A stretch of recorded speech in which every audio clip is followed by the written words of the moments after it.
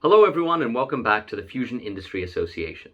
My name is Cyd Cowley. I'm a PhD student studying at the University of York, working at the Culham Centre for Fusion Energy, and as of recently, doing a little sub-project at the Massachusetts Institute of Technology. Today is Friday the 11th of February and I'm here to give you your weekly Fusion News Roundup. Stories today include 1. US project reaches major milestone towards practical fusion power. 2. European industrial giants join nuclear fusion race. 3. Japan fusion energy startup, a venture capital darling. 4. Can nuclear fusion power the race to net zero? And of course, as always, we have some bonuses as well. 1. US project reaches major milestone towards practical fusion power. Now our first story comes from Scientific American and covers a really landmark paper published in Nature, simply titled Burning Plasma Achieved in Inertial Fusion. Yes, you heard me right, a burning fusion plasma has finally been achieved. And for those of you who aren't aware, a burning plasma is an incredible milestone where the majority of heating for a fusion fuel comes from the fusion reactions themselves. In other words, this is when the reactions become self-sustaining. This milestone was achieved by the National Ignition Facility, a project in the US which uses 192 high-power laser beams to focus on a fusion fuel, compressing and heating it. You may remember that we reported on results from the National Ignition Facility over the summer, when they announced that their laser fusion experiment had achieved a fusion energy release of 1.3 megajoules. In fact, 4 shots from 2020 and 2021 reached the threshold of a burning plasma. And what's so impressive about these results is that they weren't achieved with one big breakthrough. Instead, this achievement comes as a result of years of incremental changes, such as changing the design of the hull ram, the gold casing around the fusion fuel. What's more, physicists such as Dr. Kate Lancaster from the University of York are confident for what this means for the future of inertially confined fusion, stating, "We are now in a regime where modest improvements can create massive gains in output energy. We have definitely moved from an if to a when for ignition." Another thing that's incredibly exciting about this story is that the original Nature paper is open access, which means you can check out the original paper yourself to find more details on the setup they used for the burning plasma shots or how they calculated that it was, in fact, a burning plasma.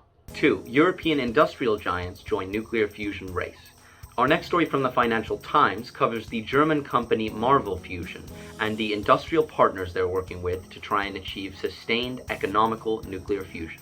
Now, the Munich-based company Marvel Fusion aims to build economically viable fusion reactors by leveraging a recent breakthrough in laser technology called chirped pulse amplification, which won the Nobel Prize in 2018.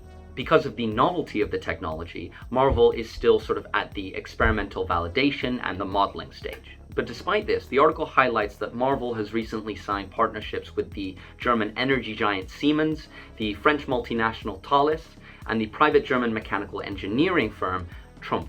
Partnering with these energy and engineering firms seems to indicate Marvel's willingness to take their technology from something that's theoretically proven to something that can be proven in practice. 3. Japan fusion energy startup, a venture capital darling.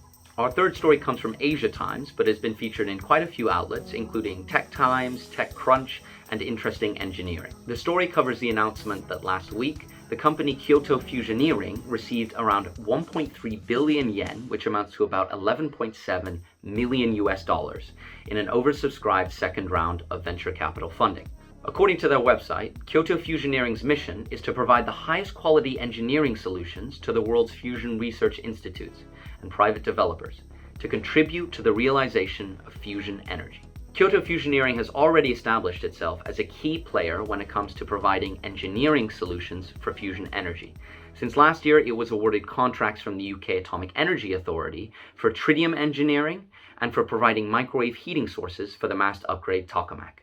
The story highlights the fact that the growing fusion industry is not just made of companies trying to build reactors themselves, but also comprises companies and organizations contributing to making fusion happen at every stage, from procurement and sales to physics and engineering.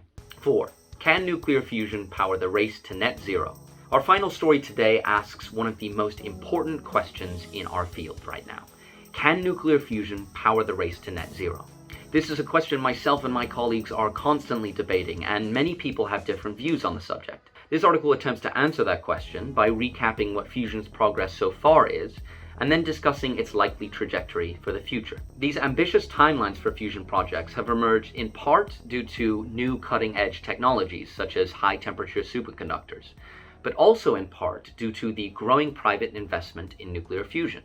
Despite this, the article shows that with predicted deployments of nuclear fusion, it won't be a silver bullet for combating climate change, though it still may play a role. However, the article concludes that whatever role fusion may play in decarbonizing, it certainly will be a dominant force in a post-carbon society. For our bonus story today, I'd like to tell everyone about Fusion 22, a hybrid in-person and virtual event taking place at the London Science Museum on the 31st of March. The purpose of Fusion 2022 is to bring together the whole fusion industry to show you the incredible developments and experiments taking place all across the world. You can choose between sessions that cover everything from the benefits and challenges of fusion energy to supply chain and opportunities and calls for innovative collaboration. We also have a new Fusion News Extra podcast out this week, which features Emre Yildirim talking to the CEO of the Fusion Industry Association, Andrew Holland, about the biggest news stories in fusion recently.